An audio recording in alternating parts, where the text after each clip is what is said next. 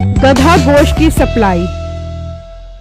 एक वक्त की बात है, घोषालपुर नामी गांव में एक बकरे के गोश्त का व्यापारी था जिसका गोश्त बहुत अच्छा होता था। वो मंडी से अच्छी नस्ल का जानवर खरीद कर लाता और उसे ज़िबाह करके उसका गोश्त बेचा करता था। इसलिए उसने अपने गोश्त की कीमत थोड़ी ज्यादा रखी हुई थी। लोग उससे गोश्त खरीद कर ले जाते और कोरमा, कढ़ाई और बिरयानी जैसे मजेदार पकवान बनाते थे। उसका गोश्त लजीज होने की वजह से फौरन ही बिक जाता था। वाह भाई वाह, कल हमने आपके गोश्त का कौरमा बनाया था तो कसम से गोश्त के जायके ने तो हमारे दिमाग के चारों तरफ ही रोशन कर दिए। ऐसा खुशनुमा और खुश जायका गोश्त था कि अल्फाजों में बयान करना मुश्किल हो गया है। भाईजान, आपका बहुत बहुत शुक्रिया जो आपने मेरे ज़िबा किए हुए बकरों के गोश्त को इतना पसंद किया। जी भाई, जब चीज अच्छी होगी तो तारीफ तो अच्छी होगी ना।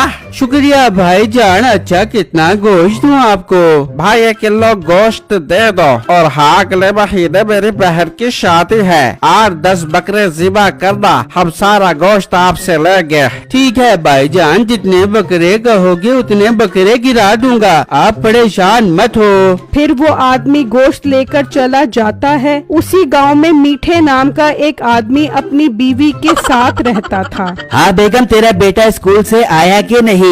नहीं बेटे, भी स्कूल से नहीं आया। आज तेरा बेटा बकरे की गोश्त की फरमाइश करके गया था। कह रहा था कि आज अम्मी मुझे बकरे के गोश्त का कौरमा खिला दो। बेगम, ज्यादा अपने लड़के की आदतें खराब मत कर, दाल सब्जी खिलाया कर, उसमें बहुत गजाइत और तवानाई होती है। बकरे का गोश्त तो निरी बीमारी होता है। लगने दे मीठे, बीमारियां लगने दे। सारी जिंदगी तूने सुरसुरी लगी सस्ती माश की दाल खिला खिला के हमारे मैदे खराब कर दिए हैं। मीठे, अब तो मैं नान लेने जाती हूँ तो मुँह से दाल निकल जाता है। बस हो गई तेरी चिक चिक बक बक शुरू। बस आज आखिरी बार बकरे का गोश्त लाकर दे रहा हूँ, अब आज के बाद फरमाइश न करी। आज तुम अपने बेटे को बकरे के गोश्त का लजीज कौरमा बना के खिलाओगी। फिर मीठा गोश्त लेने के लिए निकल जाता है और उसका बेटा भी स्कूल से वापस आ जाता है। अम्मी जान, बहुत जोर की भूख लग रही है, जल्दी से बकरे का कौरमा ले आओ। और मेरे लाल, मेरी जान के टुकड़े, तेरा अब्बा गोश्त लेने गया है। जैसे ही आता है मैं तुझे फौरन बना के देती हूँ, अपने लाल को कौरमा बना के देती हूँ। अम्मी ये तो कोई बात नहीं है, 3 घंटे बाद अब्बा गोश्त लेकर आएगा। 4 घंटे तू बनाने में लगा देगी और खाना तैयार होने से ठीक 5 मिनट पहले मुझे नींद आ जाएगी। और जब मैं सुबह सो के उठूंगा तो तू कहेगी कि फ्रिज नहीं था इसलिए गोश्त खराब हो जाता, इसलिए हम दोनों मियाँ बीवी ने खा लिया।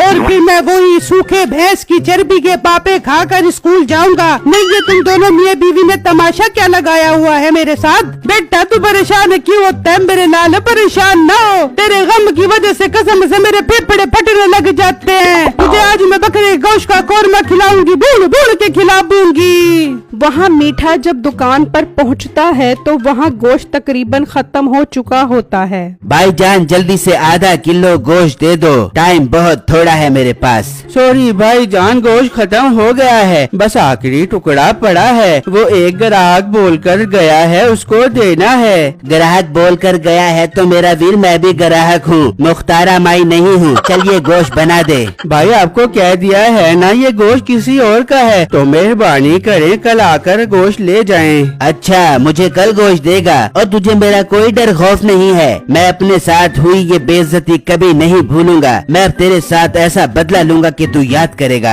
ये कहकर मीठा गुस्से में चला जाता है और अपने घर आता है। ला मीठे, जल्दी से गोश्त दे दे, तेरे बेटे को बुना हुआ गोश्त खिला दूंगी। बेगम, गोश्त खत्म हो गया था इसलिए नहीं ला सका, कल लेकर आऊंगा। बहुत अच्छी बात है, मुझे तो पहले ही पता था बकरे का गोश्त नहीं लेके आएगा, बल्कि चंगेज खान के मुंशी के 420 वाले बहाने बना कर आएगा। जा मीठे, कहीं डूब के मर जा, अपने बेटे की एक फरमाइश नहीं पूरी कर सकता। चल बेटे, तू किचन में चल, आज मैं तुझे अपने टांग का गोश्त भून के खिलाती हूँ। बस नसीबो, बस कर दे, मैं अब तुम्हारी हर ख्वाहिश पूरी करूँगा, चाहे उसके लिए मुझे चीन ही क्यों न जाना पड़े। मीठा एक जगह पर जाकर बैठ जाता है और सोचने लगता है कि वो इस गोश्त वाले को कैसे सबक सिखाए। तभी वहाँ से एक गधा और उसके 2 बच्चे गुजरकर जंगल की तरफ जा रहे होते हैं। उनको देखकर मीठे के जहन में एक आइडिया आता है। आ गया, कमाल का आइडिया आ गया। इस खोते के बच्चे का साइज तो बकरे के बराबर है, क्यों न इसका गोश्त सस्ती कीमत पर बेचा जाए। मीठा जल्दी से उनके पीछे जाता है और मौका देखकर एक बच्चा लेकर वहाँ से चला जाता है और उसे एक जगह पर खड़ा कर देता है।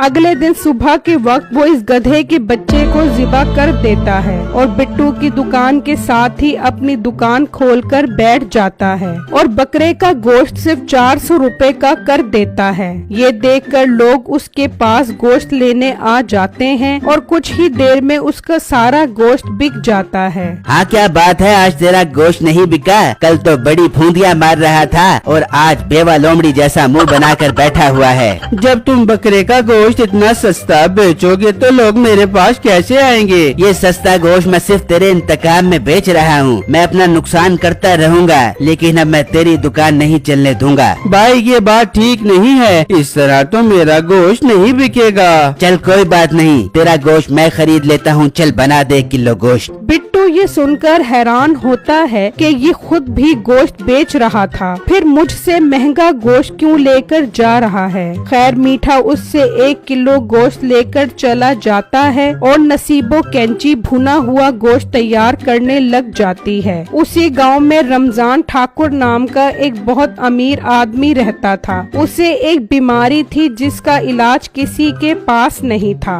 बस एक ही डॉक्टर था जो उसका इलाज जानता था। डॉक्टर साहब, आखिर आप मुझे बता क्यों नहीं देते कि मेरा इलाज किस तरह होगा?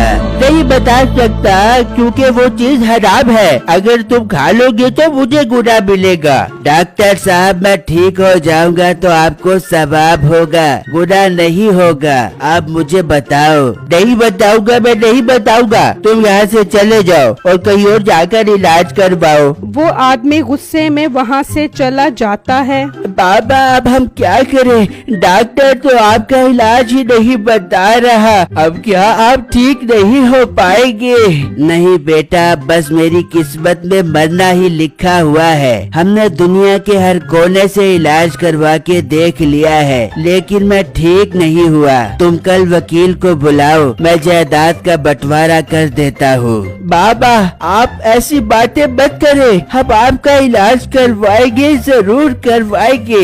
नहीं बेटा, कोई फायदा नहीं है। तुम एक काम करो, मरने से पहले मुझे बकरे के गोश्त का कोरमा तो खिला दो। मेरी आखिरी यही ख्वाहिश है। ठीक है बाबा, मैं कल ही जाकर बकरे के गोश्त लेकर आता हूँ। फिर जब रात होती है तो मीठा जंगल जाकर गधे के 2 बच्चे पकड़ लाता है और सुबह होते ही वो उनको ज़िबा कर देता है। वाह वाह वाह, लोग तो गधे का गोश्त बकरे से भी ज्यादा मजे लेकर खा रहे हैं और मेरी तो फुल टाइम रोजी लगी हुई है। जैसे ही एक गधे का गोश्त बिकेगा, मैं घर आकर दूसरा ले जाऊंगा। फिर मीठा गोश्त लेकर दुकान खोलकर बैठ जाता है और कुछ ही देर में वो लड़का मीठे के पास गोश्त लेने आ जाता है। वाह भाई वाह, बकरे का गोश्त 400 रुपए किलो। दूसरा दुकानदार तो बहुत महंगा दे रहा है। ओ भाई, पता नहीं लोगों को हराम का पैसा कैसे बच जाता है। बहुत मुनाफाखोरी करते हैं वो। मैं तो ज्यादा प्रॉफिट भी नहीं कमाता, बस लोगों को खुश करने के लिए गोश्त बेचता हूँ।